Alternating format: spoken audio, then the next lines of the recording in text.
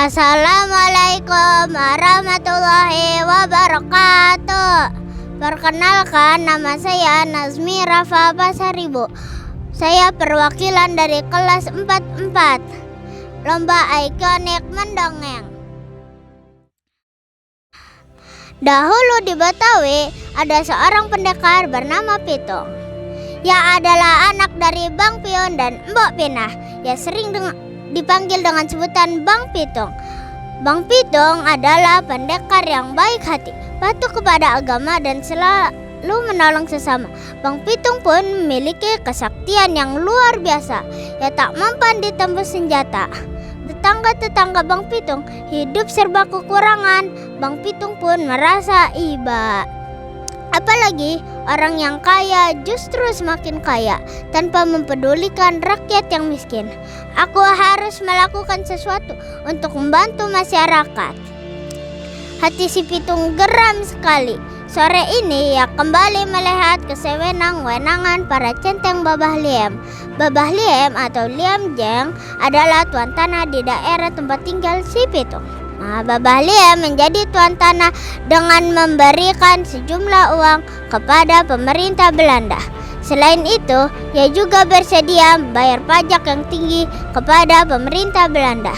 Itulah sebabnya Babah Liem mempekerjakan centeng-centengnya untuk merampas harta rakyat dan menarik pajak yang jumlahnya mencekik leher. Si Pitung bertekad, ia harus melawan para centeng Babah Liem. Si Pitung mencari seorang guru yang dapat mengajarkan ilmu bela diri kepadanya. Pilihan jatuh kepada Haji Naipin, seorang ahli bela diri yang dikenal memiliki keahlian yang luar biasa. Dengan tekad yang bulat, Pitung minta Haji Naipin untuk menjadi gurunya. Beberapa bulan kemudian, si Pitung menguasai segala ilmu yang diajarkan oleh Haji Naipin. Haji Naipin berpesan kepada Pitung, "Aku yakin kau bukan orang yang sombong. Gunakan ilmumu untuk membela orang yang tertindas. Jangan sekali-kali kamu gunakannya untuk menindas orang." Si Pitung mencium tangan Haji Naipin lalu pamit. Ia akan berjuang melawan Babah Liem dan centeng-centengnya.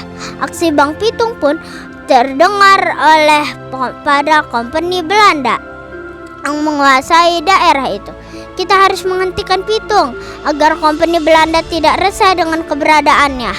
Berbagai upaya dilakukan, namun Bang Pitung selalu bisa lolos dari pasukan kompeni Belanda. Berkali-kali kompeni Belanda mencoba menembaknya, tapi Pitung tak terluka sama sekali. Bagaimana cara menangkap Pitung? Apakah ia tidak memiliki kelemahan?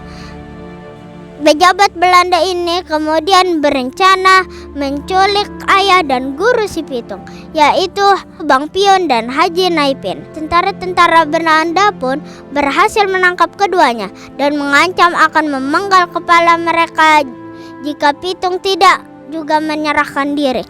"Hai Haji Naipin, kau akan mati karena kamu telah mengajari Pitung ilmu-ilmu untuk melawan kebijakan kami," kata Scout Hien yang marah sekali saat itu.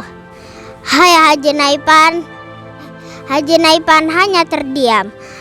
"Kamu juga Pion, kamu akan mati sia-sia sekarang ini. Kamu akan aku penggal jika anakmu tak kunjung menyerahkan diri," ucap pejabat Belanda yang satu ini. Kabar ditangkapnya Haji Naipin dan ayah si Pitung akhirnya didengar oleh Pitung dan pengikutnya. Namun Pitung tidak serta-merta menyerahkan diri. Ia memilih mengirimkan surat pada pejabat Belanda tersebut. Ia meminta agar guru dan ayahnya dilepaskan. Belanda pun tak kalah taktiknya. Ia melepaskan ayah si Pitung namun tidak melepaskan Haji Naipin gurunya. Belanda baru akan melepaskan Haji Naipin setelah Pitung menyerahkan diri. Akhirnya Pitung kembali mengajukan syarat. "Aku akan menyerahkan diri, tapi tidak untuk dipenggal. Aku akan menembus kesalahanku dengan mengembalikan harta-harta yang telah saya curi," kata Pitung pada surat berikutnya. Belanda pun mengiyakan persyaratan tersebut. Selang beberapa hari setelah surat persetujuan dari Belanda, Pitung menyerahkan diri. Namun, pejabat Belanda mengingkari persetujuan sebelumnya. Suara rentetan peluru pun memecahkan kesunyian. Tubuh si Pitung roboh bersimbah darah, terkena peluru para prajurit Belanda. Pak Piun dan Haji Naipin sangat berduka. Akhirnya Pitung meninggal karena luka tembakan peluru emas. Mereka membawa pulang jenazah si Pitung, kemudian menguburnya berkat jasa-jasanya. Banyak sekali orang yang mengiringi pemakamannya dan mendoakannya. Meskipun ia telah tiada, si Pitung telah dikenang sebagai pahlawan bagi rakyat jelata. Pesan moral dari cerita rakyat si Pitung: setiap orang pasti mempunyai kelemahan. Jangan sombong jika kau memiliki kelebihan. Gunakan kelebihanmu untuk membantu orang lain.